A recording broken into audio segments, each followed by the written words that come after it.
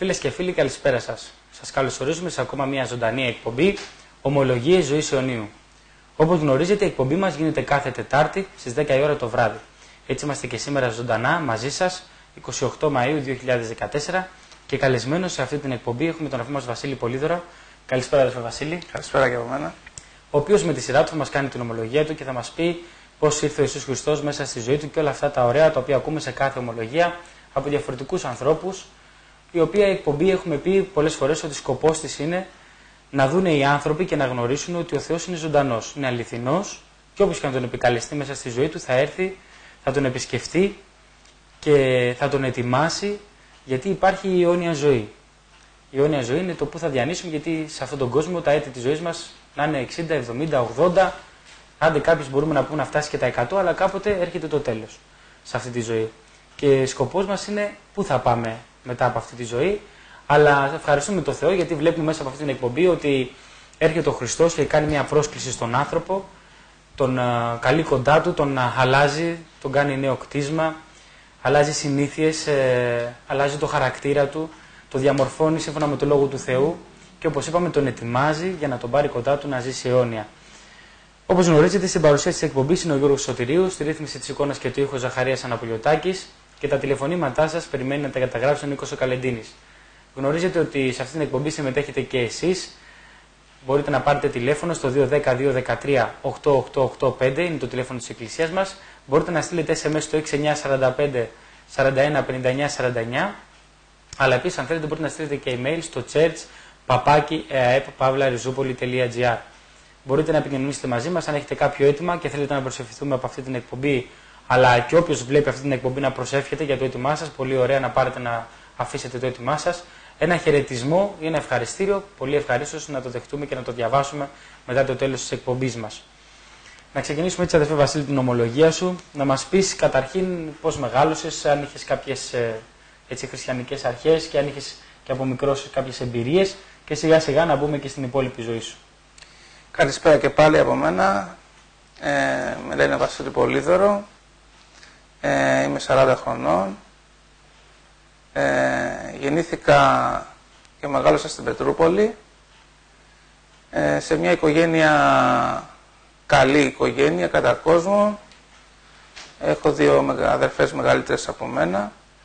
Η οικογένειά μου δεν είχε σχέση έτσι με τα πράγματα του Θεού. Ήταν μια τυπική οικογένεια. Είμαι, δόξα τω Θεώ, ήταν καλοί οι γονείς μου και οι δύο, ο πατέρας μου έχει πεθάνει. Δεν μας έλειψε τίποτα, ήμασταν φτωχική οικογένεια, δεν είχαμε πολλά πράγματα, αλλά δεν μας έλειπε κιόλας κάτι. Ευχαριστώ τον Θεό για τους γονείς μου, για την οικογένειά μου.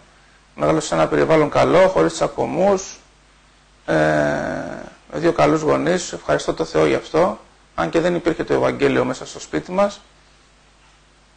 Η μόνη μας επαφή ήταν Πάσχα και Χριστούγεννα, Πάσχα θα έλεγα πιο πολύ. Και έτσι περάσαν τα χρόνια.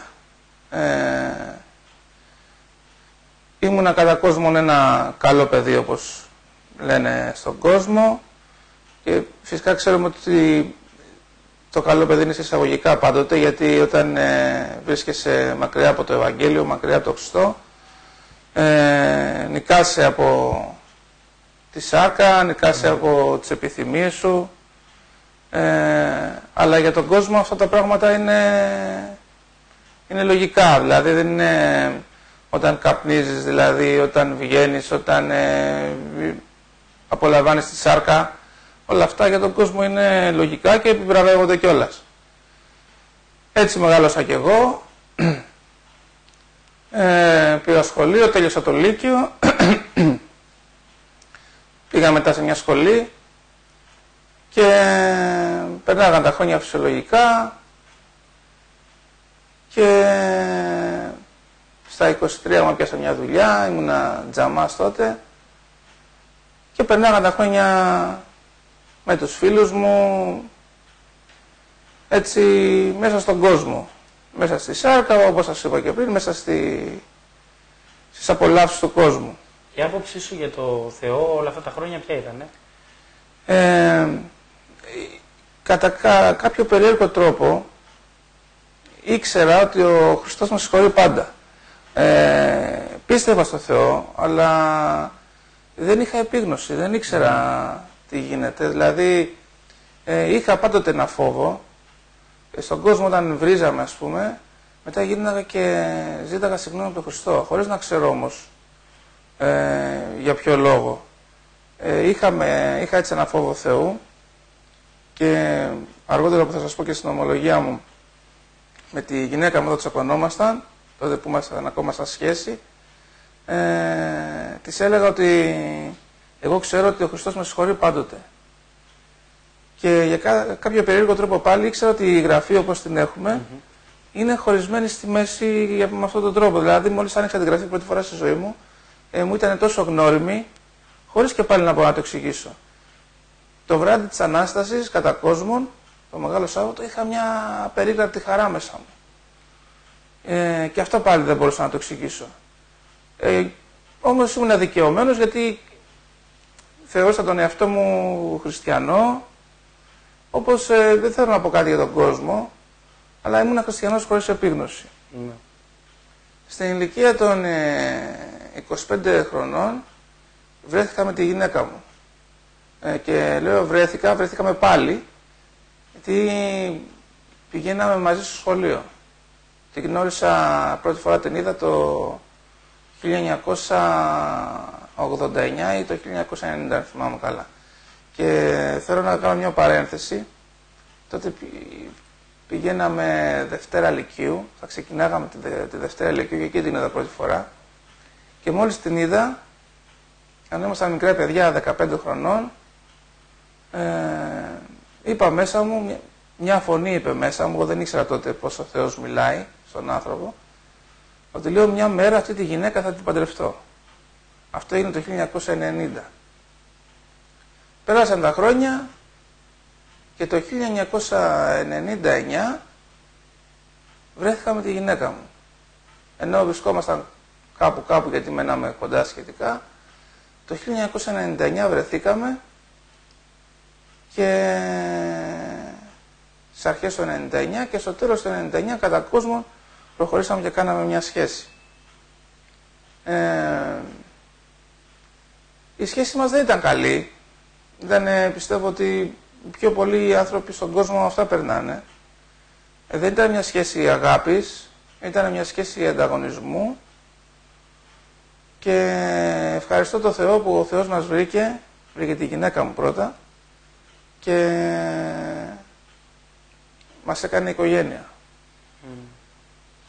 Γιατί χωρίς τον Χριστό οικογένεια δεν υπάρχει. Τολμώ και το λέω δηλαδή, από προσωπική μου εμπειρία, χωρίς τον Χριστό οικογένεια δεν υπάρχει, αδερφέ Γιώργο.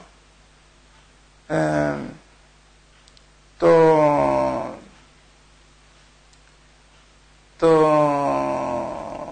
1999 που κάναμε τη σχέση μας, προχωρήσαμε και ήμασταν συνέχεια σε τσακωμούς, συνέχεια σε καταστάσεις τέτοιες, ζήλιες αυτά. Και εγώ έτσι, μη ξέροντας τα πράγματα του Θεού, έκανα μία ευχή θα έλεγα, γιατί δεν ήξερα τότε τι σημαίνει προσευχή.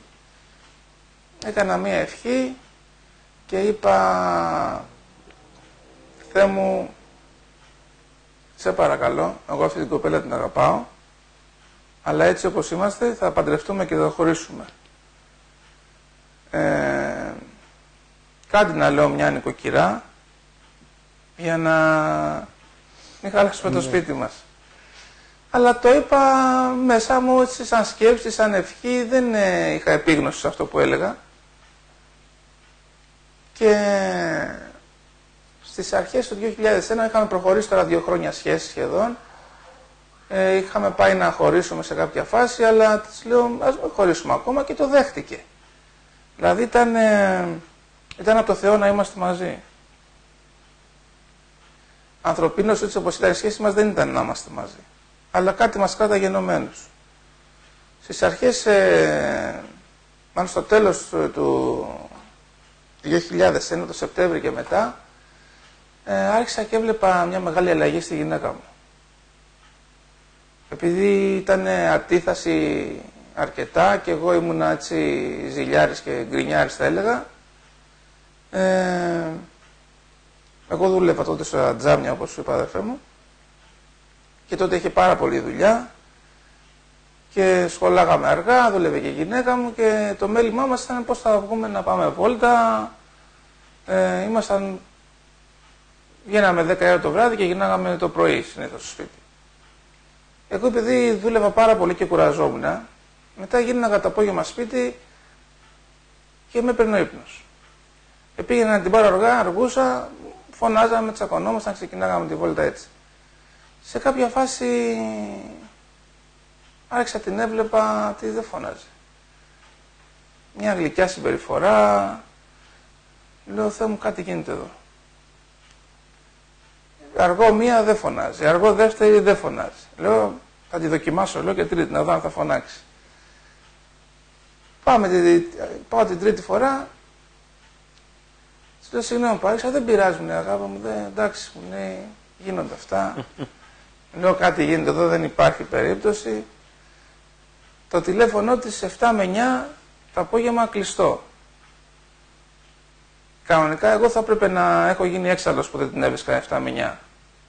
Αλλά για κάποιο περίεργο λόγο είχα ειρήνη μέσα μου. Γιατί κλείνεις το τηλέφωνο στο 7 με 9, γιατί έβρισκε διάφορες δικαιολογίες, τέλος πάντων. Εντάξει, σε λέω. Σε κάποια φάση άρχισε και τα παντελόνια γινόντουσαν φούστες. Έκοβε τα παντελόνια, τα έκανε φούστες. Συνέβλεπα ότι δεν βαφότανε, ότι καπνίζαμε, το τσιγάρο είχε μείνει. Λέω, κάτι γίνεται. Έρχεται τα Χριστούγεννα του 2001 και όπως ήμασταν έξω πάλι βόλτα, μου ομολογεί για το Χριστό και την Εκκλησία. Εν τω μεταξύ η γυναίκα μου πήγαινε στην εκκλησία αυτό το εξάμηνο και εγώ τους ήμουν εμπόδιο να ενωθεί με τους αδερφούς, να έχει πλήρης αναγέννηση. Γιατί σχόλαγε από την εκκλησία 9 η ώρα, έφευγε τρέχοντας για να την προλάβω, να μην μου πει που πάει, για να πάμε βόλτα μαζί, να μην με στεναχωρήσει. Τα Χριστούγεννα του 2001 μου ομολόγησε, εγώ παρόλο που είδα τη διαφορά και στον ντύσιμο και στη συμπεριφορά, δηλαδή γινόταν αυτό που είχα προσευχηθεί. Παρόλο που έβλεπα αυτή την αλλαγή, εξήφθη ο θυμός μου και υπεραμείνθηκα της θρησκείας μου. Ενώ ποτέ δεν πήγαινα στην εκκλησία, ξαφνικά άρχισα και έγινα θρήσκος άνθρωπος πάρα πολύ και της λέω εκεί πέρα που πας στην αιρετική και μου λέω, όχι, δεν είναι αιρετική, μιλάνε για τον Χριστό, μιλάνε για το Ευαγγέλιο, μιλάει ο Θεός, σε ό,τι πράγματα είναι αυτά, αιρετική είναι, δεν υπάρχει περίπτωση. Στεναχωρήθηκα πάρα πολύ, να σου πω την αλήθεια, γιατί επειδή ο κόσμος έχει αγνωσία για την αληθινή εκκλησία του Χριστού, πιστεύει ότι μόλις ακούσει για Πεντηκοστή, ότι εκεί πέρα σας παίρνουν τα λεφτά, σας κοροϊδεύουν, και στεναχωρήθηκα πάρα πολύ. Λέω, μα τώρα είναι δυνατόν να γίνονται αυτά τα πράγματα. Έτυχε σε εμάς. Και τότε είχα αλλάξει δουλειά και είχα πάει και ήμουν οδηγός σε μια εταιρεία γιατί ήθελα να ξεκινήσω να πάρω δικό μου αυτοκίνητο δημοσίας, φορτηγό. Σας το λέω γιατί είναι άμεσα δεμένο δηλαδή με το πώς πίστεψα. Και ήμουνα με το φορτηγό τώρα της δουλειάς που δούλευα στην Αθήνα την άλλη μέρα και ήμουνα πολύ στεναχωρημένος και λέω μέσα μου, Θεέ μου, λέω, τόσες φορές πήγαμε να χωρίσουμε και δεν χωρίσαμε. Θα χωρίσουμε, λέω, τώρα για μία αίρεση. Γιατί πραγματικά την αγαπούσα. Και την αγαπάω. Ευχαριστώ τον Θεό για τη γυναίκα μου. Και λέω, όχι, δεν θα χωρίσουμε. Πάω την πιάνω το απόγευμα, της λέω, κοίταξε να δεις, εσύ θα πηγαίνεις σε αυτή την εκκλησία και εγώ θα πηγαίνω στην εκκλησία που πήγαινα. Στην οποία δεν πήγαινα όμως, έτσι. Ναι. Να ρωτήσω κάτι, ήταν ανένδοτη, δηλαδή σου είπε, ας πούμε, ή προχωράμε ή με αφήνεις, ή σε αφήνω, ας πούμε, να πηγαίνω στην εκκλησία ή χωρίζουμε ή... Όχι, δεν ήταν, επειδή δεν είχε στηριχθεί. Ναι. Είχε ένα φόβο μέσα της, γι' αυτό και δεν μου είχε ομολογήσει. Αλλά θα σου το πω στη συνέχεια αυτό για να καταλάβεις. Ήταν κρίσιμη η απόφαση δικιά μου. γιατί θα μπορούσα να της πω δεν ξαναπάμε, τέλος, και δεν ξέρω τι θα έκανε. Ήταν πολύ νωρίς η πίστη και με την περιπέτεια που τράβαγε με μένα μετά για να πηγαίνουμε βόλτες να μην την καταλάβω, επειδή φοβόταν να μου ομολογήσει, δεν είχε προλάβει να ενωθεί με το σώμα, να πάρει το Χριστό μέσα της βαθιά. Και υπήρχε μια ταλάντευση. Αλλά αυτό που της είπα ότι πήγαινε εσύ εκεί και εγώ θα είμαι εδώ, της έδωσε ελευθερία. Και άρχισε και δενότανε. Πήγε στην εκκλησία, της μίλησε ο Θεός και της είπε ότι αυτό που θέλεις εγώ θα στο φέρω για μένα. Και εγώ αυτό το εκμεταλλεύτηκα, το ότι πήγαινε στην εκκλησία, γιατί άρχισα και έβγαινα με τους φίλους μου, έλεγα η γυναίκα μου έχει γίνει ένα πρόβατο, τι με νοιάζει εμένα, μια χαρά είναι, κάνω εγώ τη ζωή μου, άστι, αυτό που θέλεις εγώ από το Θεό έγινε. Για σένα καλά είναι, γιατί εγώ ήμουν καλός, θεωρούσα τον εαυτό μου καλό. Και έχει έρθει τώρα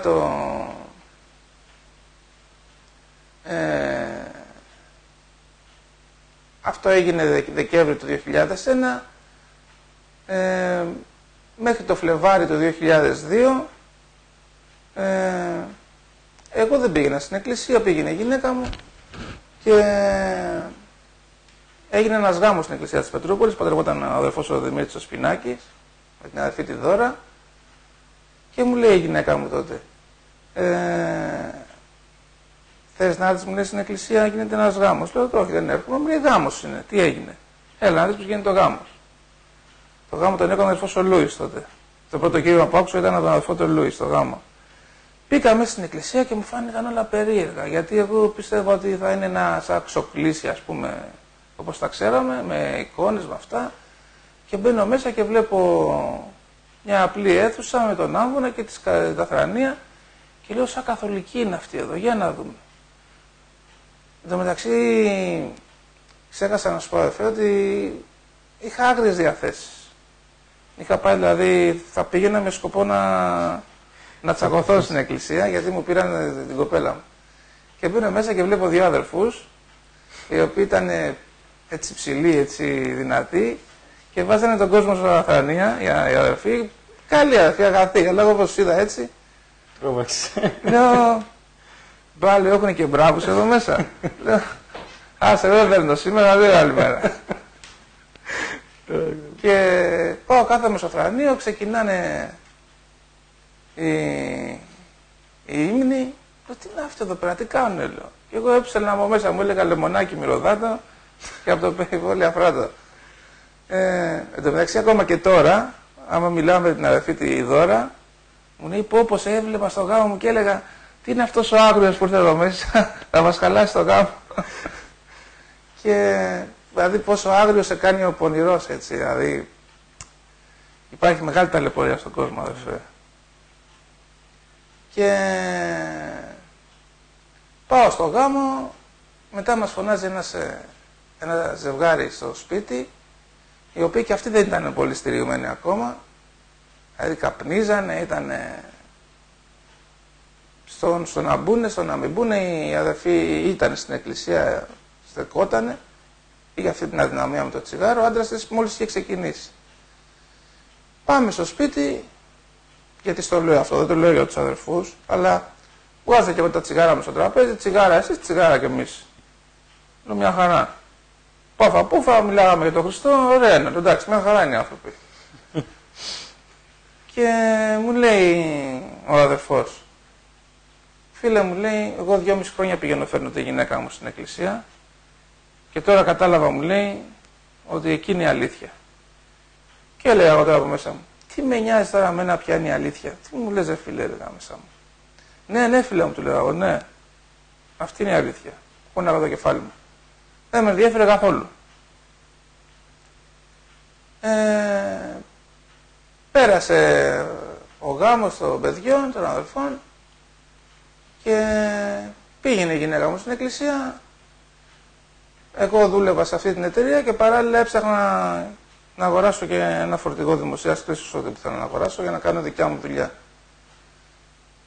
Έψαχνα, έπαιρνα τιμές από τα φορτηγά, πήγαινα στη Χριστίνα, της έλεγα Χριστίνα βρήκα ένα φορτηγό, Αμήν, μου λέγε η κακομοίρα. Βρήκα ένα φορτηγό από εκεί, βρήκα ένα φορτηγό από την άλλη μεριά. Και έρχεται ο Μάρτιος του 2002 και είχα βρει πάλι ένα φορτηγό. Διάφορες προσφορές. Της λέω, Χριστίνα, βρήκα ένα φορτηγό πάλι, και με κοιτάει στεναχωρημένη και μου λέει, δηλαδή μου μίλησε ο Θεός τότε. Μου λέει, εσύ, μου λες τους προβληματισμούς σου, μου λες το τι σε βασανίζει, το τι θες να κάνουμε στη ζωή μας. Εγώ, μου λέει, τι να σου πω. Μου λέει, απέχουμε μακράν, μου λέει. Δεν μπορώ να σου πω ότι μιλάει ο Θεός μες στην εκκλησία, μου λέει, δεν μπορώ να σου πω τίποτα, μου λέει, από αυτά που ζω. Δεν μπορείς να καταλάβεις τίποτα από αυτά που θα σου πω, μου λέει. Και μου λέει, γι' αυτό σου είπα πριν, θα σου πω μετά, ότι έλα, μου λέει, μια φορά στην εκκλησία. Και αν δεν σ' αρέσει, μου λέει, να κάτσουμε ένα μήνα, μου λέει, στην εκκλησία μαζί. Και αν δεν σ' αρέσει, μου λέει, φεύγουμε μαζί, μου λέει, στην τελική. Τώρα δεν ξέρω κατά πόσο το εννοούσε ή αν με πιάσαμε δόλο. Και η αλήθεια είναι ότι μ' άγγιξε πολύ αυτό που μου είπε. Ήταν Τετάρτη και της λέω στην επόμενη συνάθηση θα έρθω στην εκκλησία. Και πραγματικά στην επόμενη συνάντηση ήταν Παρασκευή, που δεν ήταν τόσο επίσημη μέρα, ήταν επίσημη μέρα, αλλά ήταν πιο οικογενειακή, θα έλεγα, στην Πετρούπολη. Γιατί είχαμε και μια κοινωνία μετά, λίγο μετά, είχαμε προσευχή, είχαμε μάθημα και μπήκα μέσα στην εκκλησία την ώρα της προσευχής. Και εγώ την εκκλησία την είχα δει με φώτα, με κόσμο και αυτά, και μέσα στην εκκλησία είδα σκοτάδι, τα φώτα της προσευχής, και τους αδερφούς να προσέχονται, τις γυναίκες με μαντίλι, έγινε και μια προφητεία, φοβήθηκα και λέω, τι γίνεται εδώ μέσα. Και ανοίγουν τα φώτα και λέει ο αδερφός ο Παναγιώτης ο Σπινάκης τότε, που ήταν υπεύθυνος, θα μας μιλήσει, λέει, σήμερα έχει τη σειρά για το μάθημα ο αδερφός ο Γιάννης ο Χερουβίμ. Και λέω, κάποιος τίτλος θα είναι, λέω. Δεν ήξερα ότι το αδερφό το λένε Χερουβίμ στο επίθετο. Λέω, έχουν και τίτλους εδώ μέσα, λέω, κάποιος τίτλος θα είναι. Μετά πήγαμε δίπλα, κάτσαμε στην άλλη αίθουσα για την κοινωνία και έτυχε και κάτσα απέναντι με τον αδερφό που κάνει την προφητεία. Και το κοίταζα, ήταν ένας άνθρωπος απλός, καθημερινός, και έλεγα, μα πριν μιλάγε ο Θεός. Τώρα δεν μπορούσα να τα καταλάβω τα πράγματα της γραφής. Και από τότε, αδερφέ μου, δεν ξαναφύγα από την εκκλησία με τη χάρη του Θεού. Ξεκίνησα όμως να πηγαίνω στην εκκλησία από τότε με σκοπό, επειδή ήμουν σίγουρος ότι είναι αίρεση, με σκοπό να βρω το λάθος. Και λέω ότι και στο καλό θα το βρω το λάθος, αφού το Ευαγγέλιο, λέω, έχουμε, θα κοιτάξω μέσα στο Ευαγγέλιο και δεν υπάρχει περίπτωση να μην βρω το λάθος. Και θεωρούσα ότι είμαι και χριστιανός και τα ξέρω όλα, έτσι. Αλλά υπάρχει μεγάλη αγνωσία του Λόγου του Θεού, αδερφέ μου, στον κόσμο. Τον είχες ανοίξει ποτέ το Λόγο του Θεού πριν?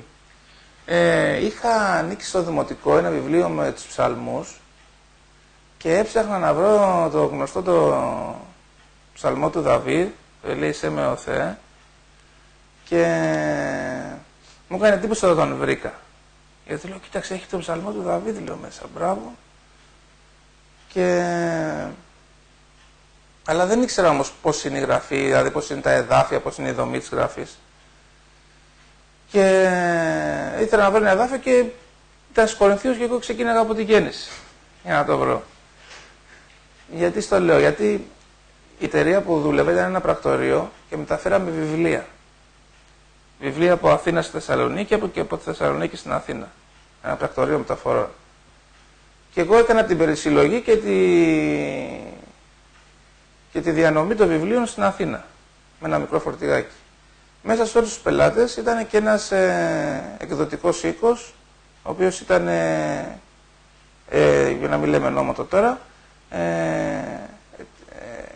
τύπωνε βιβλία θρησκευτικά, γραφές και άλλα. Και ήταν μια ένωση θεολόγων, τέλος πάντων, αυτή. Και αυτοί με βοηθάγανε στο φόρτωμα, στο ξεφόρτωμα, όταν πήγαινα στο μαγαζί τους.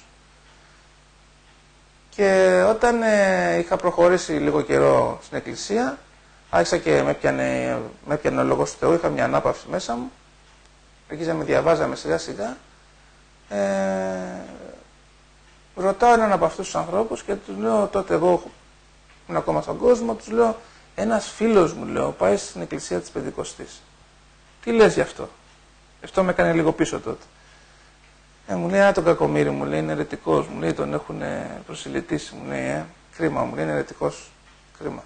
Έλα μου, ας δώσω ένα βιβλιαράκι για να δεις, μου λέει, πόσο αιρετική είναι. Και μου δίνει ένα βιβλιαράκι που, αν θυμάμαι καλά, έλεγε «Οι παραφιάδες του Προτεσταντισμού». Και έλεγε μέσα ότι είναι μια αίρεση που δεν κρατάνε τις παραδόσεις και τα λοιπά. Και να δείτε, λέει, ότι τι λέει ο Απόστολος Παύλος? Στείλτε τις παραδόσεις. Ο Απόστολος Παύλος δεν κρατάμε τις παραδόσεις και αυτοί δεν τις κρατάνε. Όμως αυτό ήταν η μισή αλήθεια του εδαφείου, γιατί το υπόλοιπο εδάφιο λέει τις παραδόσεις που σας παρέδωσα εγώ. Είτε διαλόγου είτε διαεπιστολής. Οι παραδόσεις που παρέδωσε ο Απόστολος Παύλος είναι παραδόσεις που είναι στο Ευαγγέλιο. Ναι. Και εμείς συμφωνούμε σαν Εκκλησία, ευχαριστούμε τον Θεό, με όποιες παραδόσεις είναι σύμφωνες με το Ευαγγέλιο. Αμήν. Δεν έχουμε κάτι με τις παραδόσεις που είναι σύμφωνες με το Ευαγγέλιο. Καμία. Τίποτα δεν έχουμε. Ευχαριστούμε τον Θεό γι' αυτό. Και πάω το απόγευμα, πάμε εκκλησία και φεύγουμε με χαρά από την εκκλησία για να πάμε, γιατί πηγαίναμε και διαβάζαμε οι δυο μας.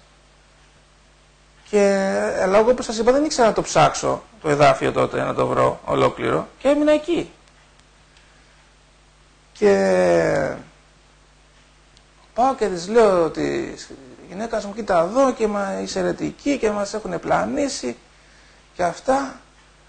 Και της λέω, κοίταξε να δεις, τότε θυμάμαι ότι άμα λέω είναι αλήθεια αυτή η εκκλησία, εγώ τι θες και διάκονος και πρεσβύτερος και πώς τα λέτε, της λέω, τότε απ' όλα θα γίνω, της λέω. Αλλά είναι ψέματα και αυτά, και είχα ένα πισωγύρισμα, δηλαδή καλό τότε. Αλλά σιγά σιγά, με μεγαλύτερη υποψία πλέον, πήγαινα στην εκκλησία για να βρω πιο πολύ το λάθος. Θυμάμαι, έβλεπα τον αδερφό τον Παναγιώτη στον Άμβονα με αυτή τη γλυκύτητα και την ηρεμία, το θυμάσαι και εσύ, αδερφέ Γιώργο, και έλεγα, δεν υπάρχει περίπτωση να υπάρχει. Λέω, αυτός ο άνθρωπος, λέω, μας δουλεύει.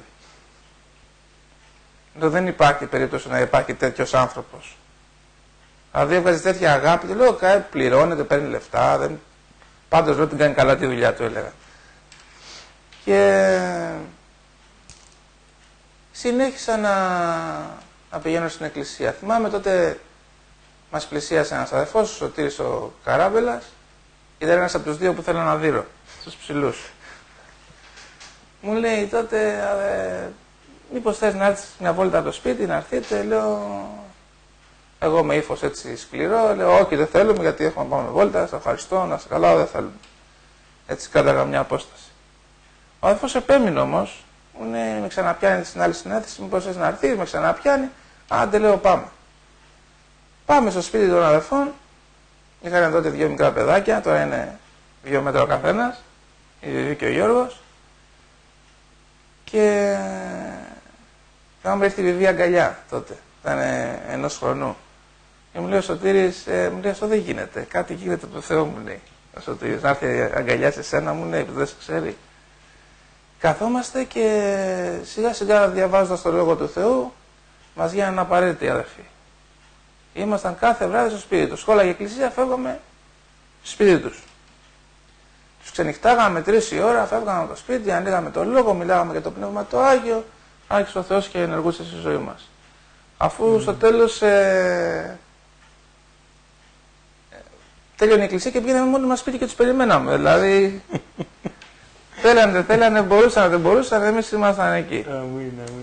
Να σε διακόψω εδώ, αδερφέ Βασίλη, να πάμε σε ένα σύντομο μουσικό διάλειμμα. Να δώσουμε έτσι την ευκαιρία στους φίλους που μας βλέπουν να πάρουν τηλέφωνο στην εκπομπή μας. 210-213-8885 είναι το τηλέφωνο μας. 6945-41-59-49 είναι το κινητό που μπορείτε να στείλετε SMS.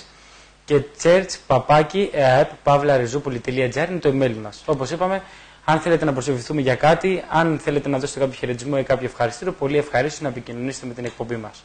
Πάμε σε ένα σύντομο μουσικό διάλειμμα να ακούσουμε έναν ύμνο και επανερχόμαστε αμέσως μετά.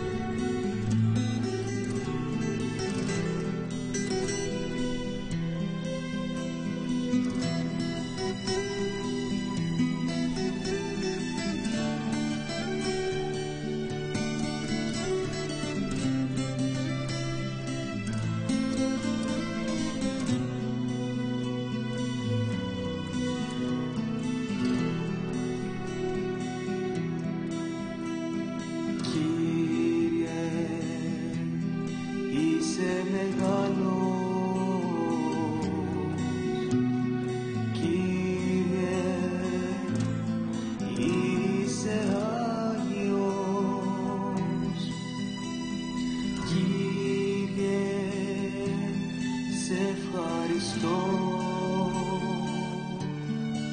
που σε γνώρισα κι εγώ. Κύριε, είσαι η ζωή μου. Κύριε, είσαι ο σωτήρας μου.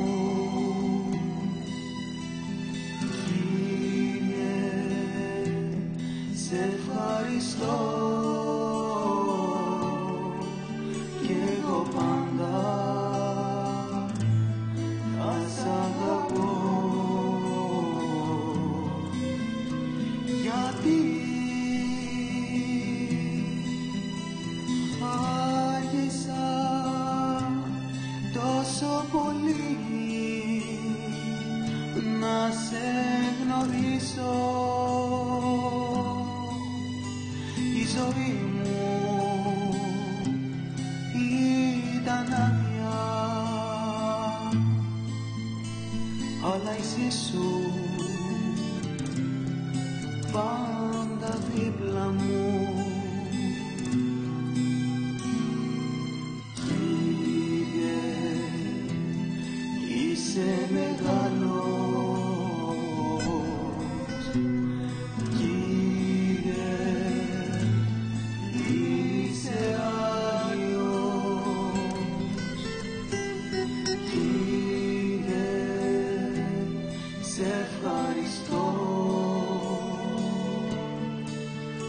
Σε γνώρισα κι εγώ. Κύριε, είσαι η ζωή μου. Κύριε, είσαι ο σωτήρας μου.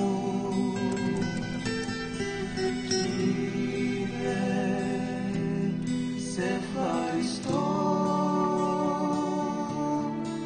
κι εγώ πάντα θα σ' αγαπώ, γιατί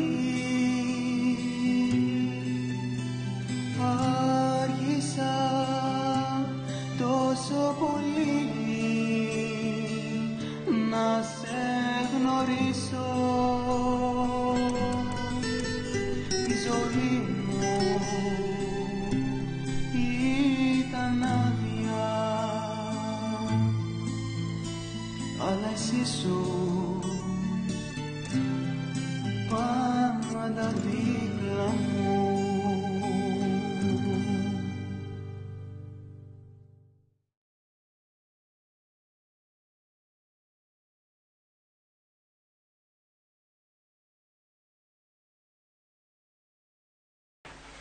Και πάλι δικό μας διάλειμμα, είμαστε εδώ ζωντανά, ακούμε την ομολογία του αδερφού του Βασίλη. Μας εξιστορεί έτσι πως μπήκε μέσα στην εκκλησία, πολύ ωραία, και σιγά σιγά διαβάζοντας το Λόγο του Θεού, λυνόντουσαν οι απορίες του, και πραγματικά αδερφέ Βασίλη μας έκανε εντύπωση αυτό που είπες, ότι θα μπω μέσα να βρω το λάθος και αφού βρω το λάθος θα φύγω. Και μπήκες και δεν κατάφερες να βγεις. Δεν υπήρχε λάθος. Βασικά γιατί αίρεση είναι όταν αφαιρείς κάτι, όταν προσθέτεις το Λόγο του Θεού.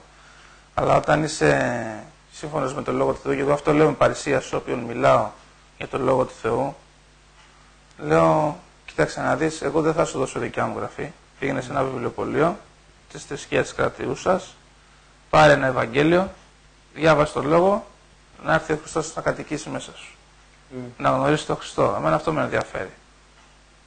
Και η Εκκλησία η δικιά μας είμαστε ανθρώποι που έχουμε γνωρίσει τον Χριστό και έχουμε κάνει αυτή την Εκκλησία, γιατί έχουμε τα ίδια γνωρίσματα, έχουμε τις ίδιες εμπειρίες και ακολουθούμε μαζί τον Χριστό. Αυτό μας ενώνει, η αγάπη του Χριστού. Όπως σας έλεγα, μας είχε γίνει απαραίτητος ο Σωτήρης με την Κασιανή. Η Κασιανή είναι η γυναίκα του και έτσι ευχαριστώ τον Θεό για τους αδερφούς, γιατί με μεγάλη υπομονή μας δεχτήκανε και προχωρήσαμε τα πρώτα μας βήματα στην Εκκλησία του Χριστού. Εγώ τότε δούλευα, σας λέω, στο πρακτορείο, η έννοια μου ήταν να πάρω το φορτηγό. Πηγαίναμε στην εκκλησία, ένα Σάββατο βράδυ, τελειώνει η εκκλησία, φεύγουμε, δεν τους βρίσκουμε τους αδερφούς. Και είχαμε μείνει δυο μας τώρα μόνοι μας. Πιστεύω ότι ήταν από το Θεό για να δει τι αποφάσεις θα πάρουμε εκείνο το βράδυ. Θα πάμε βόλτα, θα ψάξουμε τους αδελφούς, θα γυρίσουμε στα ίδια. Και λέω, Χριστίνα, τι θα κάνουμε τώρα? Τι θα κάνουμε? Δεν θέλω να πάω πουθενά της, θέλω να πάω με τους αδελφούς. Μου λέει, ναι, αλλά τώρα μην τους είμαστε βάρος. Η μισή ντροπή δική τους, η μισή δική μου, λέω. Θα τους πάρω τηλέφωνο. Τον παίρνω τηλέφωνο, έλα, του λέω, πού είσαι, μας άφησες? Άρε, φάκι μου, μίλε για Σωτήρης. Είμαστε σε έναν αδερφό μου, λέει, στο Καματερό. Θα σου εξηγήσω πώς θα έρθεις. Θα τη Σωτήρησα για αυτό το φρόνημα. Όπου είμαι, έλα και εσύ. Αδέρφια είμαστε. Και ήταν στο σπίτι του αδερφού του Δημήτρη του Νέρη και της Κωνσταντίνας. Ναι, θα έρθεις έτσι και έτσι και έτσι. Πήγα, τους βρήκα. Μπαίνουμε μέσα. Βλέπουμε τους αδερφούς. Με το που βλέπουμε τους αδερφούς ήταν μια μεγάλη ανάπαυση μέσα μας. Κάτσαμε. Πότε πέρασε η ώρα, 2-3 ώρες μιλάμε για τα πράγματα του Θεού. Ούτε τσιγάρο σκεφτόμασταν, ούτε τίποτα.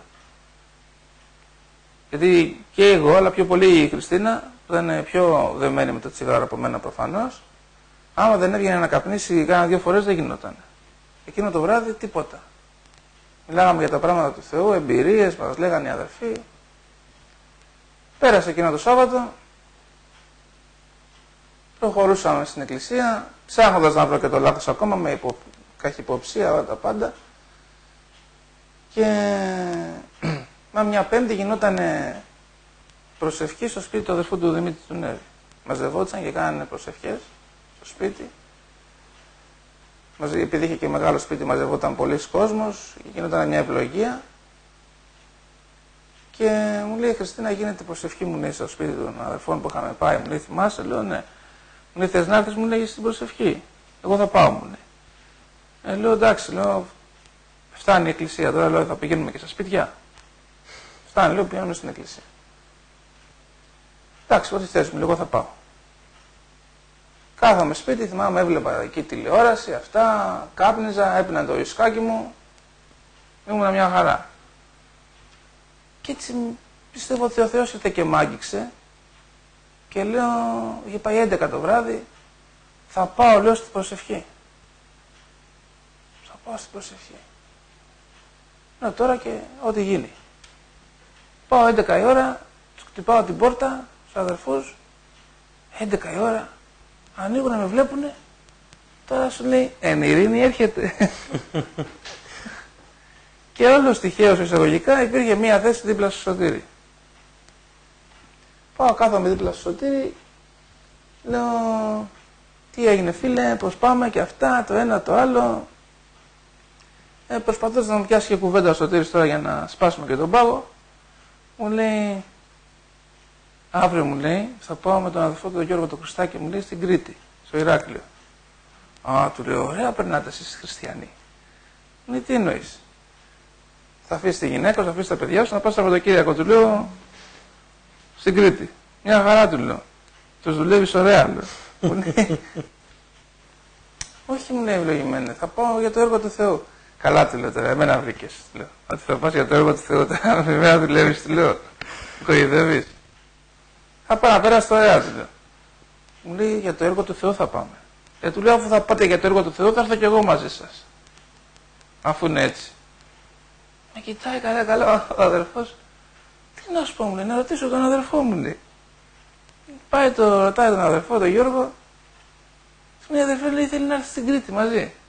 Και έτσι ο αδερφός λέει, πως είναι αυθόρμητος ο αδερφός και αγαθός και αυτά, του λέει, ας έρθει, του λέει, τι να σου πω. Άμα θέλει να έρθει, ας έρθει, λέει.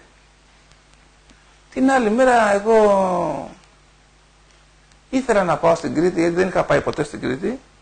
Ήθελα να πάω στην Κρήτη, βασικά από την Κρήτη. Έτσι. Ναι. Και ήθελα να πάω και δεν ήθελα να πάω. Και όπως ήμουν εκεί στη δουλειά άλλη μέρα, το καράβι έφευγε το βράδυ 8 η ώρα. Λέω, θα προλάβω, δεν θα προλάβω. Τέλος πάντων έχει πάει 6 ώρα και ακόμα με το φορτηγό στην Ομόνια και ανεβαίνω στα 2 θυμάμαι για να φορτώσω κι άλλο δρομολόγιο. Και λέω μέσα μου, δεν προλαβαίνω. Αλλά λέω Θεέ μου, αν θες να πάω θα πάω, αν δεν θες δεν θα πάω. Πάλι έτσι με απλή καρδιά με... Παίρνει τηλέφωνο ο Σωτήρης, μόλις τελείωσε αυτή τη σκέψη, αυτή την ευχή ας πούμε. Δεν μπορώ να πω ότι έκανα προσευχή, δεν ήξερα.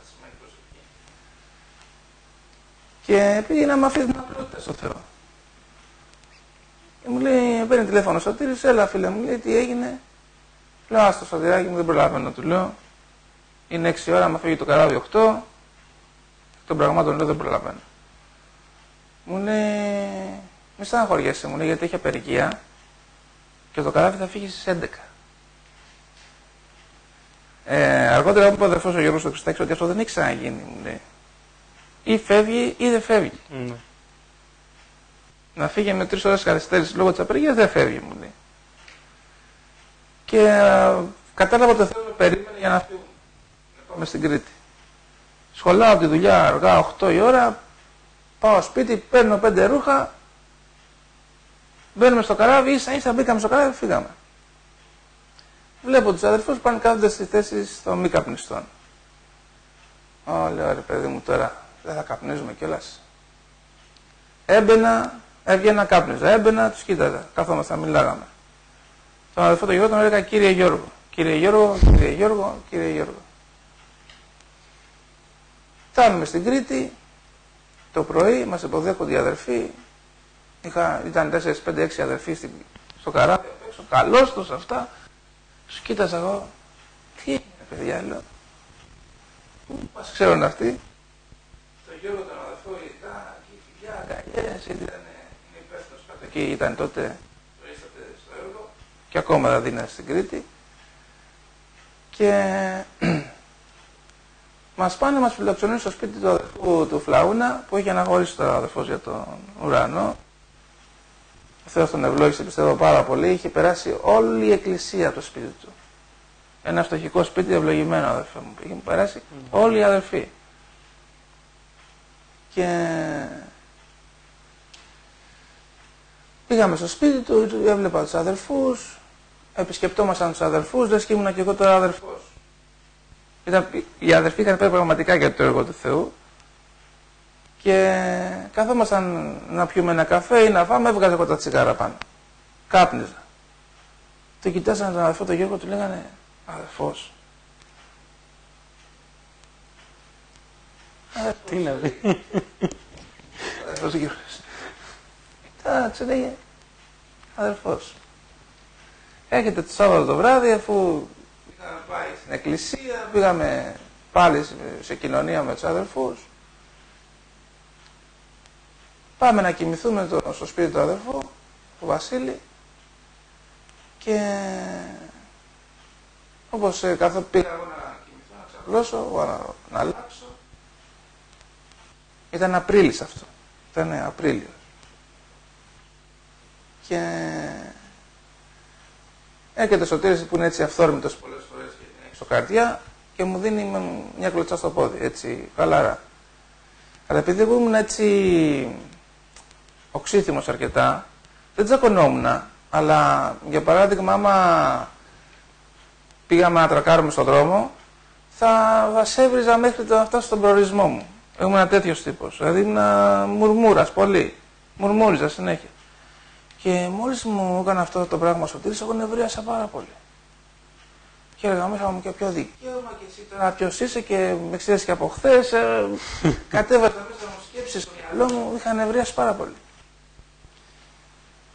Τέλος πάντων κοιμάμαι, πέφτω για ύπνο και έρχεται ο Θεός και μου δείχνει ένα ενύπνιο. Μου δείχνει ακριβώς την ίδια σκηνή. Ότι έρχεται ο αδερφός, μου δείχνει μια στο καλάμι και αυτό που είχα μέσα μου, βγαίνει ένας τύπος από μέσα μου, αυτό δηλαδή που αισθανόμουν, βγαίνει ένας άνθρωπος με μακριά μαλλιά, με μουσια, με σκουλαρίκια, έτσι μαύρος, κακός. Και άρχισα και χτύπα για το Σωτήρη. Αυτό που αισθανόμουν δηλαδή, αδερφέ. Και λέω τι κάνω τώρα, τι είναι αυτός, γιατί χτυπάει το Σωτήρη. Και σηκώνομαι, λέει, και τον κάνω έτσι, το πιάνω και τον κάνω μια μπάλα. Και πώς το λέει κάτι στο χέρι μου, και να τον ξαναβάλω μέσα μου. Να τον φάω δηλαδή. Και λέω γιατί. Και πως βλέπω εκεί ένα καλάθι τον αχρήστον απέναντι, κάνω έτσι σαν βολή στο μπάσκετ και τον πετάω μέσα στο καλάθι τον αχρήστον. Και μου δείχνει ο Θεός ότι θα πετάξει τον παλιό σου αυτό και εγώ θα σε κάνω νέο κτίσμα. Και έτσι και έγινε, αδερφέ μου, την άλλη μέρα την Κυριακή το πρωί, πάμε στην εκκλησία και γονατίζω και με επισκέπτεται ο Χριστός. Το σκέφτομαι και ανατριχιάζω ακόμα δηλαδή. Και τον βλέπω έτσι σαν μια πύρινη όψη μέσα στην εκκλησία και παίρναγε και ευλογούσε τους αδερφούς. Και εκεί την ώρα, αδερφέ, ο Χριστός με αναγέννησε. Σηκώθηκα, δόξασα τον Θεό, λέω, ο Χριστός είναι ζωντανός, με κοιτάσαν οι αδερφοί. Τι έγινε, λέει. Φύλαγα τους αδερφούς, αγκαλιές, λέω, δεν ξέρω τι έχει γίνει, αλλά λέω, είδα τον Χριστό. Ο Θεός θέλει να με στείλει στην Κρήτη για να το γνωρίσω. Χαρά μετά εκεί από τους αδερφούς, φεύγουμε, εγώ το τσιγάρο ακόμα τσιγάρο. Δεν είχα καταλάβει και πολλά πράγματα, μόλις είχα αναγεννηθεί. Και μιλάω για το τσιγάρο, γιατί όσο μας ακούνε κάποιοι άνθρωποι και παραξενεύονται, γιατί ο Θεός δεν το θέλει το τσιγάρο, γιατί είναι πάθος, βλάπτει τον ναό του Πνεύματος του Αγίου που είναι το σώμα μας και θέλει να μας ελευθερώνει από αυτά τα πράγματα. Και ελευθερώνει όχι μόνο το τσιγάρο, από τα ναρκωτικά, από πάθη, ελευθερώνει, δίνει μεγάλη ελευθερία στο Χριστός, αδερφέ μου. Και επειδή είδαν οι αδερφοί την αναγέννησή μου, τα πρώτα δείγματα της αναγέννησης, γυρνώντας έλεγα τον κύριο Γιώργο, τον έλεγα αδερφέ Γιώργο, για να καταλάβεις. Με πιάνει με το θάρρος μου, λέει, που έχω, θα σου πω ότι ο Θεός δεν το θέλει το τσιγάρο. Από εκεί και πέρα κάνει ό,τι νομίζεις μου. Ερχόμαστε το πρωί στην Αθήνα, φεύγω εγώ, πάω κατευθείαν για δουλειά και σκεφτόμουν αυτό, έλεγα, Θεέ μου, δεν το θέλεις το τσιγάρο. Αμήν, λέω, Θεέ μου, δεν το θέλεις το τσιγάρο. Αλλά λέω, θα το καπνίσω το πακέτο και θα το κόψω μετά. Άμα κάπνιζα το πακέτο, αδερφέ, ακόμα θα κάπνιζα. Δεν υπάρχει περίπτωση. Έτσι το αισθάνομαι. Και όπως ήμουν εκεί στα Εξάρχεια, είχα παρκάρει το φορτηγό και είχα φάει το κολατσιό μου, έπινα και μια κοκακόλα και είχα κάπνιζα και είχα την απόλαυση του τσιγάρου. Την απόλαυση την ψεύτικη που σου δίνει ο διάβολος δηλαδή. Γιατί όποιος καπνίζει και μας ακούει, αναλογιστεί πόσο ευχαριστιέται από τα τσιγάρα που κάνει τη μέρα, επειδή ξέρω ότι περνάνε, γι' αυτό το λέω. Και όπως είμαι με την απόλαυση έτσι, του τσιγάρου, του ψεύτικου, του καπνού, λέω, καλά Χριστέ μου, λέω. Δηλαδή Θεός μου μίλησε. Λέω, θέλω να κόψω το τσιγάρο στο όνομά σου και θα το ευχαριστηθώ κιόλας. Και λέω, Κύριε Ιησού Χριστέ, στο όνομά σου κόβω το τσιγάρο. Και το πετάω κάτω. Αυτό ήταν 22 Απριλίου του 2002, 12 ώρα το μεσημέρι. Το θυμάμαι σαν τώρα, δεν μπορεί αυτό να μου το πάρει κανένας. Στις 12 ώρα κάπνιζα, στις 12 και 20 δευτερόλεπτα δεν κάπνιζα. Δηλαδή ο Θεός με ελευθέρωσε κατευθείαν. Φεύγω μετά, παίρνω το φορτηγό, μάμα έλεγα στη μητέρα μου, μαμά λέει κόψα το τσιγάρο. Καλά μου λέγε, εντάξει, γιατί πάντα το κόβα μια μέρα και το ξανάρχιζα. Προϋπόθεση είναι να θες να το κόψεις, έτσι, να ελευθερωθείς. Και ο Θεός είναι Κύριος, δεν θα το πάρει με το ζόρι. Της λέω τότε, μάνα λέει κόψα το τσιγάρο. Καλά μου θα τα πούμε, αύριο. Πέρασε η επόμενη, πέρασε ένας μήνας, μου λέει, εσύ μου λέει, πραγματικά το κόψες. Ναι, της έλεγα, με ελευθέρωσε ο Θεός, της έλεγα. Με κοίταζε περίεργα η μητέρα μου. Μια παρένθεση, είχες ομολογήσει στους γονείς σου ότι πήγαινε στην εκκλησία ή σε κάποιο συγγενή ή το κράταγες κρυφό? Δεν τους είχα ομολογήσει, όχι. Τους ομολογήσει τίποτα? Τους ομολόγησα μετά. Ήμουν λίγο απότομος. Είχε μείνει αυτό. Και γυρνώντας με το φορτηγό, θυμάμαι είχε πολλή κίνηση εκεί στα πρακτορία Και είχα τόση δύναμη από το Πνεύμα του Άγιο μέσα μου, που ήμουν σίγουρος, κατέβηκα από το φορτηγό και ήθελα να πιάσω το φορτηγό να το πετάξω από την καβάλα στην Ιερά Οδό. Παίρνω το Σωτήρι τηλέφωνο, του λέω Σωτήρι, κάτι έχω πάθει. Τι έχεις πάθει? Φοβήθηκε ο αδερφός. Θέλω να πιάσω το φορτηγό να το πετάξω, του λέω παρά από τα υπόλοιπα αυτοκίνητα. Σε καλό δρόμο είσαι, μου λέει. Προχωράμε. Και με τη χάρη του Θεού προχωρήσαμε ένα μήνα έτσι στην εκκλησία με τη γυναίκα μου. Δυσκολεύτηκε λίγο να ελευθερωθεί η Χριστίνα από το τσιγάρο. Μάλιστα λέγανε στην εκκλησία, ήρθε δεύτερος και σε πέρασε. Της λέγανε. Είναι χειρόβολό σου, λέει, και σε πέρασε. Και με τη χάρη του Θεού, αρχές Ιουνίου του 2002, ελευθερώθηκε η γυναίκα μου από το τσιγάρο και βαφτιστήκαμε στο νερό. Κάναμε το θέλημα του Θεού, προχωρήσαμε. Εμένα με είχε βαφτίσει ο Κύριος με Πνεύμα Άγιο πρωτού βαφτιστώ στο νερό. Δεν είναι η μέρα του Αγίου Πνεύματος. Πήγαμε απλή καρδιά μπροστά, γιατί άκουγα ότι ο Θεός βαφτίζει με Πνεύμα Άγιο, το έβλεπα και μέσα στο Λόγο του Θεού. Και λέω, αφού βαφτίζει με Πνεύμα Άγιο, θα με βαφτίσει και εμένα. Γιατί λέω να με βαφτίσει εμένα? Και πάω μπροστά έτσι να γονατίσω που πάνε και οι ασθενείς. Και γονατίζω και θυμάμαι ο αδερφός του Σαράντες. Μου λέει, αδερφέ μου, λέει, είσαι άρρωστος? Να σε αλείψουμε με λαδάκι? Του λέω, όχι αδερφέ μου, θέλω να βαφτίσω με Πνεύμα Άγιο. Τι μου λέει? Θες να βαφτίσεις με Πνεύμα Άγιο? Λέω, ναι. Γιώργο, λέει, έλα εδώ, στο Χριστάκι. Έλα εδώ, λέει, εσύ. Έτσι με την απλότητα του αδερφού του Γιάννη. Θέλω να βαφτίσει με Πνεύμα Άγιο, λέει. Έρχεται και ο αδερφός ο Ντουρουντάκης, πηδέω τα χέρια πάνω μου και βαφτίζω με Πνεύμα Άγιο. Έτσι απλά. Χωρίς πολύ δύναμη, και αυτό με ταλαιπώρησε, να σου πω την αλήθεια, γιατί είχα πολλούς διαλογισμούς. Έχω βαφτιστεί με Πνεύμα Άγιο, δεν έχω βαφτιστεί με Πνεύμα Άγιο. Και μια φορά θυμάμαι, αφού βαφτίστηκε και η Χριστίνα με Πνεύμα Άγιο, βαφτίστηκε στην Κόρινθο, μόλις είχε ανοίξει η εκκλησία της Κορίνθου. Είχαμε πάει στην Κόρινθο και μάλιστα είχε μεγάλη αντίσταση στη Χριστίνα, δεν ήθελε να έρθει. Πάλι με τον αδερφό του Γιώργο είχαμε πάει το Χριστάκι στην Κόρινθο να μιλήσει ο αδερφός και είχε μιλήσει για το Πνεύμα του Άγιο, θυμάμαι. Και γονατίσαμε και βαφτίστηκε με Πνεύμα Άγιο η Χριστίνα. Χαρά του δε στην Κόρινθο. Και θυμάμαι, μου λέει ο αδερφός ο Γιάννης ο Σαράντης τότε. Τι έγινε Βασιλάκη, βαφτίστηκε, μου λέει η Χριστίνα με Πνεύμα Άγιο? Λέω, ναι αδερφέ μου, βαφτίστηκε. Πού το ξέρεις, μου λέει. Και του λέω, αφού την ακούω γλωσσολαλή. Και εγώ σ' ακούω ευλογημένα, μου λέει γλωσσολαλής. Βάλε ένα έτοιμο να ευχαριστήσεις τον Θεό, μου λέει. Έπιασε με εδώ, λέει ο αδερφός. Και έτσι προχωρήσαμε. Και από το 2002 μέχρι το 2004 ήμασταν ανήπαντροι μέσα στην εκκλησία. Προχωράγαμε, αλλά δεν είχαμε κάνει όλο το θέλημα του Θεού, γιατί είχαμε δικαιολογίες μέσα μας, του στυλ ήταν η πεθερά μου άρρωστη, το σπίτι δεν ήταν έτοιμο, λες και ο Θεός για να κάνεις το θέλημά του πρέπει να έχεις καμιά σπιταρόνα με πολλά έπιπλα και απλές καρδιές θέλει και υπακούει στο λόγο του. Αμήν. Και θυμάμαι, ήταν Δεκέμβρης του 2003 ή Γενάρης του 2004 και μιλάει και ο πατέρας του συγκεκριμένα, ο αδερφός ο Νίκος, στον Άγωνα. Ήταν Κυριακή βράδυ και όπως καθόμασταν εκεί μπροστά με τη Χριστίνα, εγώ δεξιά, η Χριστίνα από την άλλη μεριά αριστερά, άνετη καθόμασταν, ακούγαμε το Λόγο του Θεού. Μιλάει αυτός από τον Άγωνα, με τον Κύρικα και λέει, δεν μπορείς αδερφέ μου να είσαι 2 χρόνια στην εκκλησία πιστός και να μην έχεις κάνει το θέλημα του Θεού, να είσαι ανήπαντρος. Τώρα εκεί ή σκληραίνεις ή υπακούς.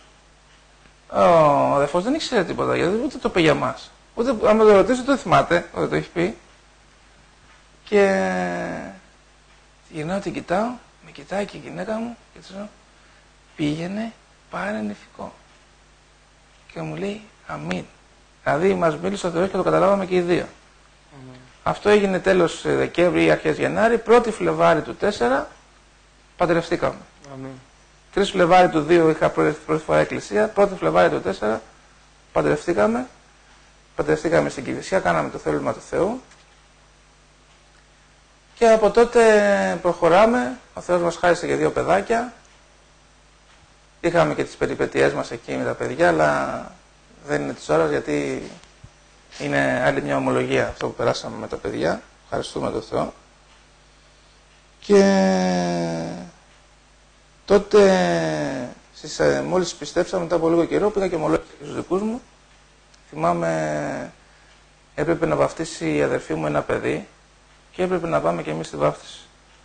Και επειδή, όπως βλέπουμε και μέσα από τον Λόγο του Θεού, που γι' αυτό μας κατηγορούσαν αίρεση ότι δεν βαφτίζουμε μικρά παιδιά, το οποίο είναι αυτό που λέει ο Λόγος του Θεού, ότι και στο πιστεύω το λέει, ότι πρέπει εμείς να ομολογήσουμε και να βαφτιστούμε. Δεν το σήκωσα τότε αυτό και λέω δεν μπορώ να υποκριθώ για να πάω στη βάφτιση. Αλλά πρέπει να τους πω και γιατί δεν θα πάω. Να μην τους πω ψέματα. Ναι. Και θυμάμαι τότε πήγα και λέω στη μητέρα μου, άκου να δεις, λέω μητέρα, εγώ δεν μπορώ να έρθω στη βάφτιση. Ναι, γιατί? Μου λέει, της λέω γιατί έχω πιστέψει στον Χριστό και ο Χριστός δεν τα θέλει αυτά.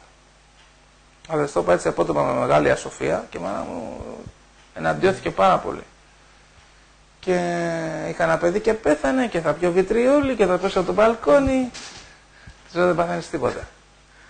Τώρα φυσικά ξέρει η μητέρα μου ότι λέει έχει δει τη ζωή μας, έχει δει το τι ήμασταν και ποιοι είμαστε και ξέρει ότι η εκκλησία που βρισκόμαστε είναι η αληθινή εκκλησία του Χριστού. Ο Θεός να την ελεήσει, ο Θεός να της δώσει, να της ανοίξει τη διάνοια να έρθει κοντά μας, να έρθει κοντά του, όχι κοντά μας, συγχωρέστε με. Διαβάζει σιγά σιγά τον Λόγο του Θεού, να προσευχόμαστε όλοι οι συγγενείς μας, όλη η συγγενειά μας, ειδικά εμείς που έχουμε έρθει από τον κόσμο, να γνωρίσουν το μεγαλείο του Χριστού, αδερφέ μου. Αμήν. Να προχωρήσουν με τον Χριστό. Αμήν, αδερφέ Βασίλη. Πραγματικά ο Θεός να σε ευλογήσει πάρα πολύ. Έτσι, κλείνοντας την εκπομπή μας, θα ήθελα να πούμε κάτι τελευταίο. Αν σήμερα κάποιος ακούει αυτή την εκπομπή που δεν έχει γνωρίσει ακόμα τον Χριστό, άκουσε όλα αυτά τα οποία είπες και σκέφτεται, ας πούμε, γίνεται, ας πούμε, θα έρθει σε μένα ο Χριστός ή τι πρέπει να κάνω, από προσωπική σου εμπειρία, πώς ήρθε ο Χριστός στη ζωή σου, τι θα του έλεγες? Ο Χριστός, καταρχήν να πούμε ότι δεν είναι προσωπολήπτης. Αμήν. Όπως ήρθε σε μένα, έτσι ήρθε και σε σένα που έχεις γεννηθεί μέσα στην Εκκλησία. Αμήν. Σε κάποια φάση αναγεννήθηκες κι εσύ. Σωστά, αμήν. Ο Χριστός είναι ένα πρόσωπο, εγώ αυτό λέω πάντα τους όσους μιλάω, δεν είναι έτσι απλά λέξεις που είναι γραμμένες εδώ. Άμα κάτσεις μόνο να διαβάσεις έτσι ξερά πράγματα για τον Χριστό μες στο Ευαγγέλιο και οι άνθρωποι των θρησκειών διαβάζουν και δεν ξέρουν τον Χριστό. Εγώ καλώ όσοι μας ακούνε να γνωριστούν με αυτό το πρόσωπο που λέγεται Χριστός. Εγώ, αδερφέ Γιώργο, αυτό που πραγματικά με συγκίνησε, έτσι μου σπάσε την καρδιά μου πάνω απ' όλα, είναι ότι ο Χριστός ο ίδιος με έχει αδερφό του. Με έχει αδερφό του, με έχει φίλο του, έτσι με βλέπει. Εγώ από τη μεριά μου πρέπει να το βλέπω και αδερφό μου, που δεν είχα μεγαλύτερο αδερφό, σαν μεγαλύτερο αδερφό μου, σαν φίλο μου, αλλά πρέπει να το βλέπω και σαν Κύριό μου. Αμήν. Σαν σωτήρα μου, σαν λυτρωτή μου, να καταλάβω πραγματικά το μεγαλείο της θυσίας του Σταυρού. Ότι ο Θεός πέθανε για να μπορώ εγώ να σωθώ, να πάω στον ουρανό. Είναι μεγαλείο, αδερφέ μου. Ευχαριστούμε τον Θεό και αυτό καλό όσοι μας ακούνε, να γνωριστούν με τον Χριστό σαν πρόσωπο, όπως μιλάμε εμείς οι δύο αυτή τη στιγμή. Αμήν. Αμήν, αδερφέ Βασίλειο, ο Θεός να ευλογήσει εσένα, τη σύζυγό σου και τα παιδάκια σου και όπως είπες να μας αξιώσει όλους μαζί, ας πούμε, να πάμε και κοντά του στο τέλος, αυτός είναι και ο προορισμός μας. Καλά ξεκινήσαμε, μας έχει δώσει όλα τα εφόδια ο Χριστός, το μόνο που μένει είναι να τερματίσουμε τον δρόμο αυτόν. Όπως γνωρίζετε, κάπου εδώ φτάνουμε στο τέλος της εκπομπής μας. Θα πάμε να ακούσουμε ένα σύντομο ύμνο και μετά αμέσως θα επανέλθουμε για να διαβάσουμε και τα τηλεφωνήματά σας. Να υπενθυμίσω τους τρόπους επικοινωνίας, είναι το 210-213-8885 το τηλέφωνο μας, 6945-4159-49 το SMS και το church@eaep.pavlarizopoli.gr είναι το email μας. Πάμε να ακούσουμε το ύμνο και επαναρχόμαστε αμέσως μετά.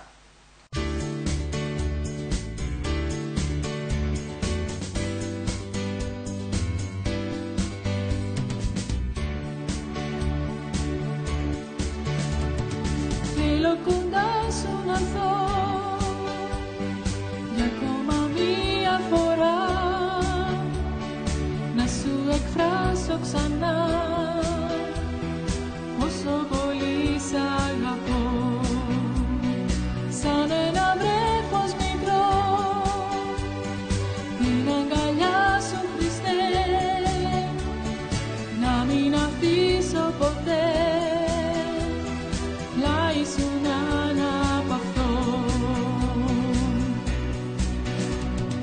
Σε ευχαριστώ, σε ευχαριστώ, γιατί για μένα είπες τη σταυρό.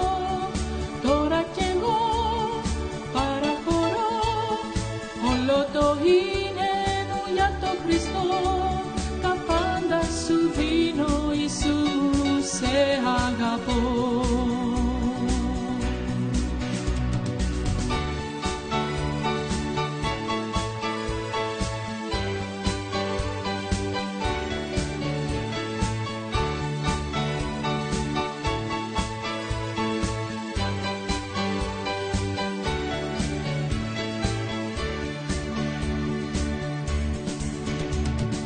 Θέλω κοντά σου να έρθω για ακόμα μία φορά, να σου εκφράσω ξανά πόσο πολύ σ' αγαπώ. Σαν ένα βρέφος μικρό την αγκαλιά σου, Χριστέ, να μην αφήσω ποτέ πλάι σου να αναπαυθώ. Σε ευχαριστώ, σε ευχαριστώ, γιατί για μένα είπες τη σταυρό. Τώρα κι εγώ παραχωρώ όλο το είναι μου για το Χριστό. Ναι, σε ευχαριστώ, σε ευχαριστώ, γιατί για μένα είπες τη σταυρό. Τώρα κι εγώ παραχωρώ όλο το είναι μου για το Χριστό. Τα πάντα σου δίνω, Ιησού, σε αγαπώ.